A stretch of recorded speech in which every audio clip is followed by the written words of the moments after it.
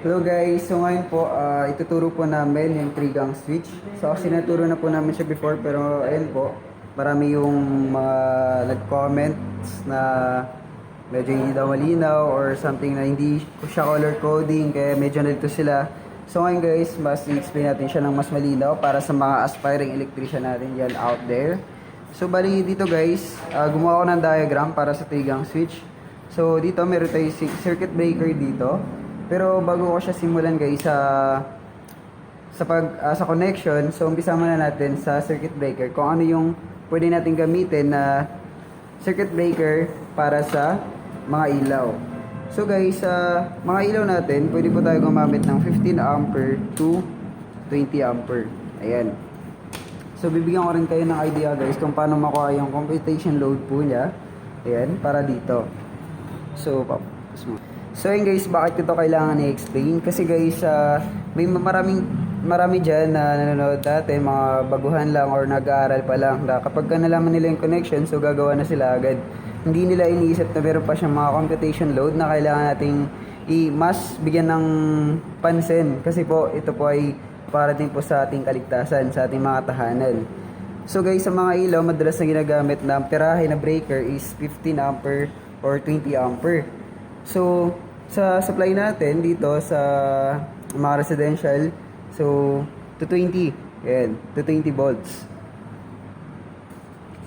220 volts. So, meron din mga 440 volts. So, mga pang ano na po yun. Pang, minsan mga commercial or mga industrial. So, yung mga supply nila, voltahe. 440 volts. Pero sa atin sa mga pang residential lang, so, 220 volts. Ayan. So, bali guys, for example, yung gagawa tayo ng bahay, so 15 ampere yung breaker natin. So bali ilang load ang kaya natin ditong ilagay. So yung iba tinatanong nila kung ilang ilaw ba sa isang 15 ampere na breaker, ilang outlet ba sa ganitong ampere. And bali nagtatanong sila, actually hindi po talaga doon nagbe-base is kung ilang ilaw. So may computation talaga siya kung ilang watts po yung kaya nating i-load sa isang 15 ampere. So for example, 15 ampere yung breaker natin. So gagawin po natin, ita-times po natin siya sa voltage na 220 volts. At ang magiging total po nun ay 15 times 220 is 3,300 watts. Ayan. 3,300 watts. Pero sa PEC guys, kailangan natin tanggalin yung 20% na allowance na required po sa PEC. So, ita-times lang po natin siya sa 0.8. Ayan. Ang magiging kalabasan po ay 2,640 watts. Ayan. Bali, ito po yung pinaka natin, pwedeng i-load sa 15 ampere, 2,640 watts. So, ilang ilaw po yun. So, kung i-ano po natin siya, i-divide po natin siya sa kahit na 100 watts na ilaw. So, i-divide natin per 100 watts. So, ilang ilaw po yung kaya niyang mailagay. So, 26, yan, 26 pieces yung kaya niyang ilagay dito sa 15 ampere na breaker. Yan. And then guys, sa 20 ampere naman, ganoon din ang gagawin nyo po. 20 ampere times 220 volts, 4,400 watts po siya. Ang gawin natin yung 20% times 0.8, 3,520 watts ang kaya nyo pong mailagay na load dito sa 20 ampere. So, ganoon din siya. So, sa outlet guys, ganoon din. So, hindi po siya nakadepende sa kung ilang outlets yung ilalagay natin sa 30 ampere na breaker, for example. Nakadepende po dun yung load po na pwede nyo pong ililagay lang or saksak dun sa pinaka outlet para sa 30 ampere na breaker. So ganun din po yung computation niya, same thing po. Ayan. Pero sa mga pang aircon po, sa mga motor operated po, iba din yung computation niya. Ito po sa pang ilaw lang po to. Ayan. Ilaw bigyan ko lang kayo ng idea guys sa mga motor operated, bali times 2 lang po siya. So for example, meron kayong aircon na pagpalagyan natin 1 horsepower. Sa 1 horsepower, 746 po siya, equivalent niya sa wattage. Bali times 2 nyo lang po siya. Bali meron siyang 1,492 watts yung aircon nyo po. At yung breaker po, standard para sa aircon natin is 20 ampere to 30 ampere. Depende po kung gaano kataas yung horsepower ng aircon nyo po. Ayan. So kung may questions po kayo dito, so just comment down below. Ayan.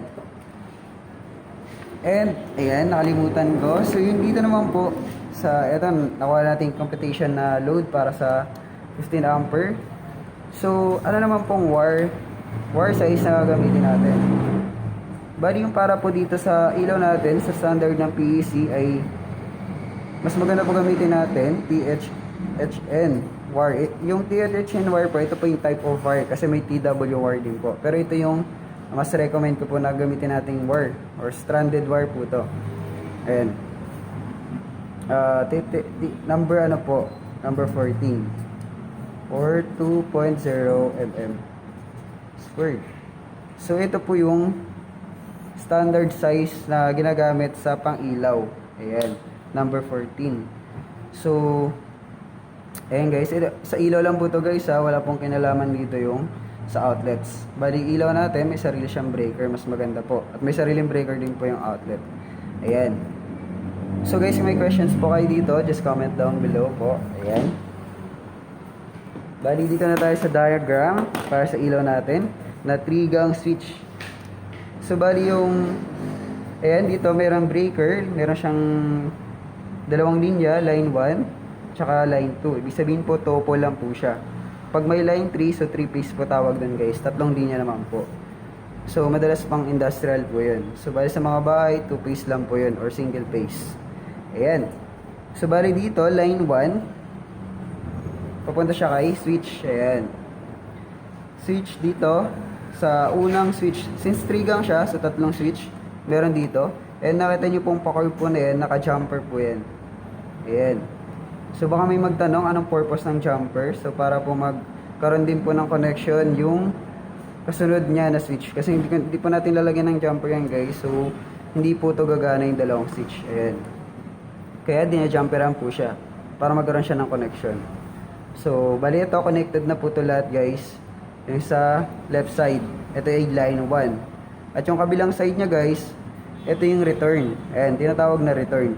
So papunta naman po sa receptacle sa bulb dun sa ilaw. Ayan. Bali, kanya-kanya po sila. Ayan. Ito naman po, pangatlo, sa bulb din po yan. So, hindi po sila magkakadugtong. Ayan. Ito po yung tinatawag natin na return para sa ilaw. So, kapag in-on natin siya, ayan, iilaw po to. Pero dito guys, sa line 2 naman, direct lang po siya dito sa pinaka bulb niya. So, ayan guys, naka-splicing na po siya sa bawat line 2 ng bulb. Ayan. Bali, naka-jumper lang po siya. Ayan. So, ayan guys, pag hindi nyo po naunawaan, so comment na lang po kayo. And dito guys, sa paglagay po ng line 2, dito sa receptacle natin, dapat po is nasa gitna siya ng receptacle. Ito po, yung makita nyo po yung gold po na yan. So, dapat dyan po siya nakalagay. Ano po yung purpose niyan? Kasi po, pagka nahawakan po natin to, pag dito nakalagay yung live, so, makakuryente po tayo. Lalo na po kung line to line po kayo. So, mas, recommend po na dito po siya nakalagay sa pinakagitna. Ayan, mas maganda po. So, eto, lagyan nyo po siya ng tanda. Katulad po nito, nilagyan ko siya ng tanda para tuloy-tuloy na, yun na po yung wiring. Ayan. So, bali gawin natin siya in actual. So, let's go.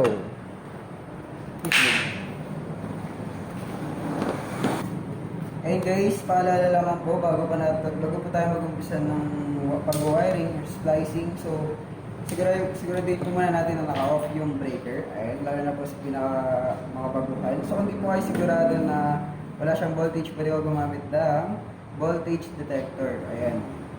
Ito po siya. Bali voltage detector po ito. So, wala siyang voltage. So, save tayo. So, umpisa na po natin. So, simulan po natin sa dito sa line 2. Since nilagyan ko na po siya ng jumper. Nilagyan ko na po siya ng jumper. Ito po yung kanina sa diagram. Nakita ko lang po dito. Okay. So, diretso lang po siya sa reset dial. And pumunta siya sa breaker, line 2. Ayan. So, ito yung breaker natin. Yung line 2 nga pala guys, para hindi rin po kayo malito, yung line 2 always nasa kanan sa breaker. At yung line 1 always nasa kaliwa. Ayan. So, kabit natin yung line 2.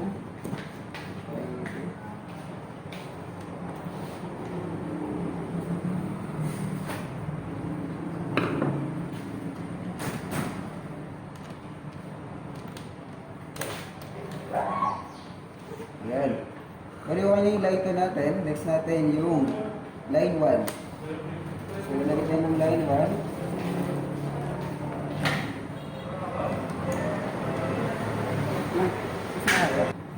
Guys, kung napapansin nyo po pala, maliit yung wire na ginagamit natin. So, ito ay for tutorial purposes lang po. So, sundin nyo po yung in-explain ko kanina na standard na size ng wire para sa mga ilaw natin. So, bali lagay na po natin yung line 1 sa breaker.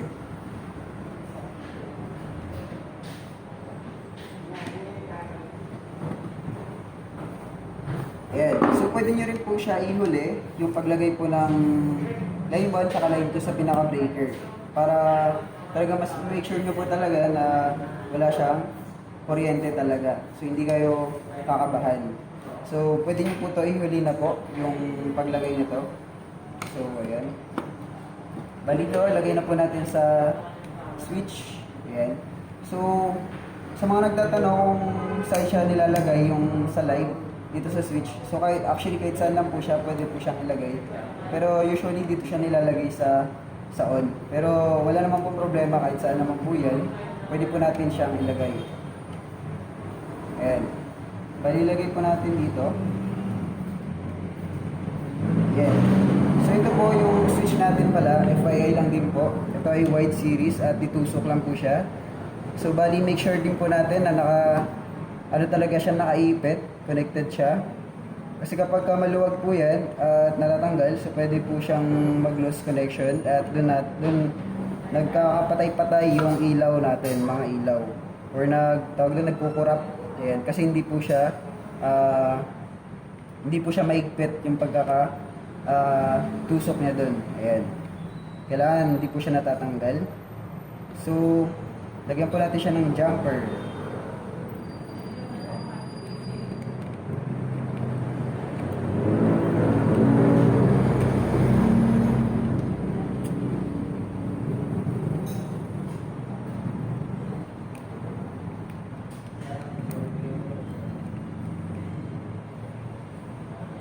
And guys, bali connected na po siya. Ayan. So, para ma-make sure nyo po na tawag dito na talagang hindi siya natatanggal, so pwede nyo po siyang ganyan-ganyanin. Talagang hindi na siya natanggal, naipit siya. Or para makapasok nyo po talaga ng mabuti, maaaring matigas siya. So, pag gagamitan nyo po siya ng long nose. Ayan. Para talaga ma-make sure natin na nakakapit siya. And next pa natin yung kabila. Ito na po yung return. Yung return niya. Ayan. Bali, yung tatlong wires po na to, ito yung sa tatlong ilaw natin. So, kakabit natin siya sa isa. Bali, may kanya-kanya po silang switch. Kaya tinatawag siya na trigang switch. Ayan. Natin. First valve.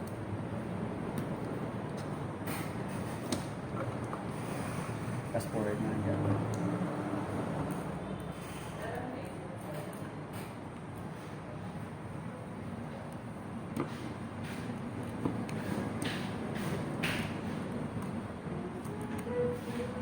Paputi na yung kamay ko dyan, ha.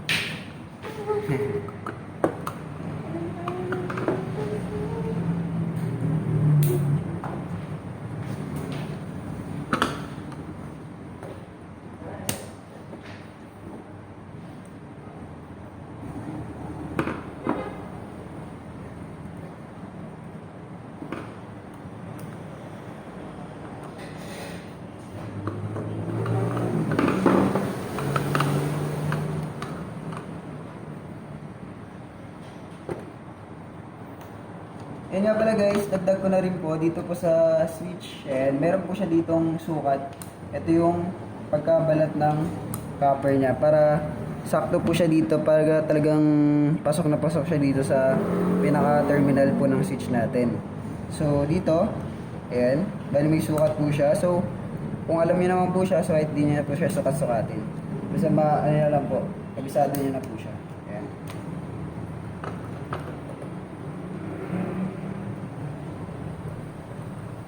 Safety.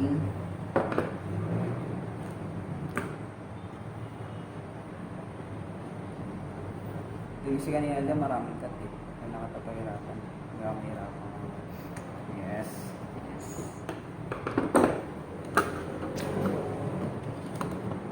Okay guys, done. Tapos na. So yun lang po. Yung 3-gang switch natin.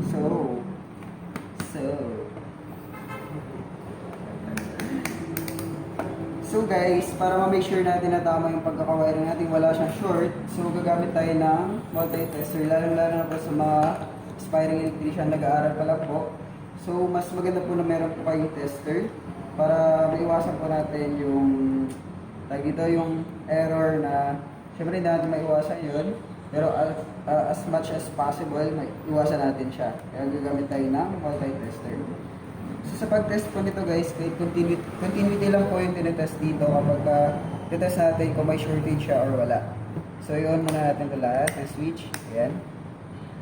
Then, punta tayo sa resistance. Ayan. Eh, times na 100 lang po natin. Tapos subukan natin kung gumagana siya. Ayan. So i-zero natin para makita na kapag nag-zero siya, tinest natin. So ibig sabihin shortage po siya.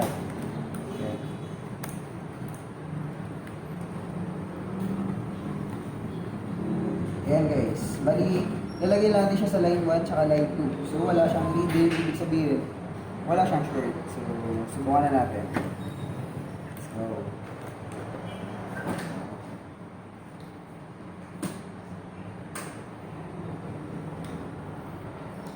ayan po natin yung breaker. Milaw na siya agad. Wait lang ako. Agad na rin siya. Kuha natin yung breaker. Yeah. So first box, second, third. Yan. Off natin. Yan. Ayan guys. Bali yan na naman po yung 3-gang switch natin. So may naging katanungan po kayo dito, comment down below na lang po kayo. And kung bago pa lang po kayo sa channel namin, please don't forget to subscribe and click the notification bell para update kayo lagi sa mga susunod naming videos. And yun lamang po. Ingat po kayo palagi.